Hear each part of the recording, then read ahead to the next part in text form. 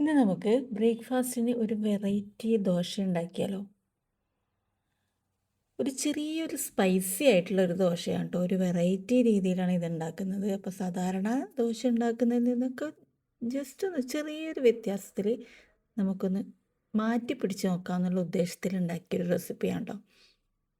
അപ്പോൾ അതിന് വേണ്ടിയിട്ട് ഞാൻ ഒരു കപ്പ് റവ ഒരു ബൗളിലേക്ക് ഇട്ട് കൊടുക്കുന്നുണ്ട്. എന്നിട്ട് ഇതിലേക്ക് കുറച്ച് വെള്ളം ഒഴിച്ചിട്ട് ഒന്ന് കുതിരാനായിട്ട് മാറ്റി വെക്കുക കേട്ടോ. ഒരിച്ചിരി അത് ആ റവ ഒന്ന് കുതിർന്ന് വരാനായിട്ട്. അത് വറുത്ത റവയായാലും വറുക്കാത്ത റവയായാലും ഒന്നും കുഴപ്പമില്ല കേട്ടോ. ഒന്ന് കുതിർന്ന് വരണം. എന്നിട്ട് അതൊന്ന് സ്പൂൺ വെച്ചൊന്ന് ഇളക്കിയിട്ട് ഒന്ന് അടച്ചു വെക്കുക. ഒരിച്ചിരി നേരം ഒന്ന് അടച്ചു വെക്കുക. എന്നിട്ട് നന്നായിട്ട് കുതിർന്ന് വന്നതിന് ശേഷം ഈ റവ നമുക്ക് ഒരു മിക്സിയുടെ ജാറിലേക്ക് ഇട്ട് കൊടുത്തതിന് ശേഷം അത് നന്നായിട്ട് നല്ല ഫൈനായിട്ട് അരച്ചെടുക്കാം കേട്ടോ.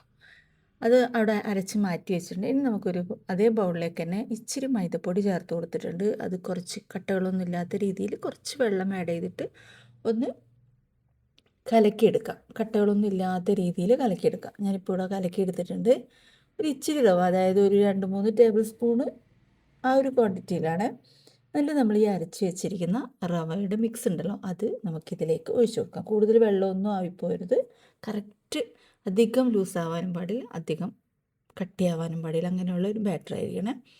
എന്നിട്ട് ഇതും കൂടെ ഒഴിച്ചിട്ട് രണ്ടും കൂടെ നന്നായിട്ട് മിക്സ് ചെയ്തെടുക്കുക. ഇനിയിപ്പോൾ ലാസ്റ്റായിട്ട് ഞാനിതിൽ ചേർക്കുന്നത് നമ്മുടെ ദോശമാവുണ്ടല്ലോ, അതായത് നമ്മൾ മസാല ദോശ ഉണ്ടാക്കുന്ന കുറച്ച് പുളിയുള്ള മാവുണ്ടല്ലോ, അതാണ് ഞാനിപ്പോൾ ഇതിലേക്ക് ഒരു അരക്കപ്പ് ചേർത്ത് കൊടുക്കുന്നത്.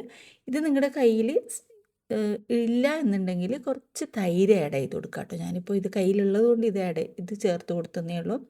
അതായത് നമ്മൾ മസാല ദോശയൊക്കെ ഉണ്ടാക്കുന്ന മാവുണ്ടല്ലോ, അതാണ്. അത് ഇച്ചിരി പുളി ഉണ്ടാവുമല്ലോ, അതും കൂടെ ഒഴിച്ചിട്ട് നന്നായിട്ടൊന്ന് മിക്സ് ചെയ്യാം. എന്നിട്ടൊരു 10 മിനിറ്റ് ഒന്ന് റെസ്റ്റ് ചെയ്യാനായിട്ട് വെക്കുക. അതിന് ശേഷം നമ്മൾ ഇതിലേക്ക് 10 മിനിറ്റ് കഴിഞ്ഞതിന് ശേഷം ഒന്ന് തുറന്ന് നോക്കിയിട്ട് നന്നായിട്ടൊന്ന് മിക്സ് ചെയ്തെടുക്കുക കേട്ടോ. ഇപ്പം ഓൾമോസ്റ്റ് ഒരു 10 മിനിറ്റ് ആയിട്ടുണ്ട്. എന്നിട്ട് തുറന്നിട്ട് അല്ലാണ്ട് ഒരുപാട് നേരമൊന്നും നമ്മൾ വെയിറ്റ് ചെയ്യേണ്ട. എന്നിട്ട് ഇതിൽ നിന്ന് ചെറിയതായിട്ടൊന്ന് താളിച്ചൊഴിക്കണം. അതായത് നമ്മുടെ വെളിച്ചെണ്ണയിൽ ചെറിയ ഉള്ളിയും കടുകും പിന്നെ നമ്മുടെ ഇതുണ്ടല്ലോ ചില്ലി ഫ്ലെക്സ്, അതും കൂടെ ഇട്ട് ആവശ്യത്തിന് ഉപ്പും കൂടെ ചേർത്തിട്ട് നന്നായിട്ടൊന്ന് ഇളക്കിയെടുക്കുക. ഈ ഒരു താളിപ്പിലാണ് കേട്ടോ ഇതിൻ്റെ ഒരു ടേസ്റ്റ് വരുന്നത്. എന്നിട്ട് പാനൊന്ന് നന്നായിട്ട് ചൂടായി വരുമ്പോൾ ഇച്ചിരി വെളിച്ചെണ്ണ ഓയിലോ ഒന്ന് ഇതാക്കി കൊടുത്തിട്ട് നമുക്ക് ഒരു കയ്യിലെടുത്ത് നമുക്കിതേക്ക് ഒഴിച്ചു കൊടുക്കും. കൂടുതലായിട്ട് ഇട്ട് പരത്തേണ്ട ആവശ്യമില്ല. രണ്ട് വശവും ഒന്ന് നേരിയ ഒരു ഗോൾഡൻ കളറാകുമ്പോൾ നമുക്ക് പാത്രത്തിലേക്ക് മാറ്റാം. നല്ല സോഫ്റ്റ് ആയിട്ടുള്ള ദോശയാണ് കേട്ടോ.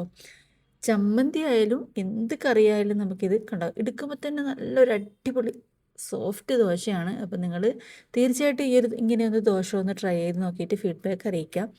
ചാനലൊന്ന് സപ്പോർട്ട് ചെയ്യുക. അപ്പം ഞാൻ ഇതൊക്കെ മുഴുവനായിട്ടൊന്ന് ചുട്ടെടുക്കട്ടെ. ഭയങ്കര നിങ്ങൾക്ക് ദോശക്കല്ലിൽ നിന്ന് എടുക്കുമ്പോൾ തന്നെ മനസ്സിലാവില്ല ഭയങ്കര സോഫ്റ്റാണെന്ന്. അതുപോലെ തന്നെ കഴിക്കാനും സോഫ്റ്റാണ്. അതിപ്പോൾ നിങ്ങൾ നെയ്യിലോ ബട്ടറിലോ ആണ് ചെയ്യുന്നതെങ്കിൽ ഒന്നും കൂടി ടേസ്റ്റ് കൂടും.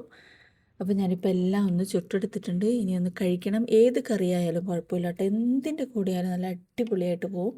അപ്പോൾ ട്രൈ ചെയ്ത് നോക്കിയിട്ട് ഫീഡ്ബാക്ക് അറിയിക്കാനായിട്ട് മറക്കണ്ട. Okay, thank you for watching my video. Thank you.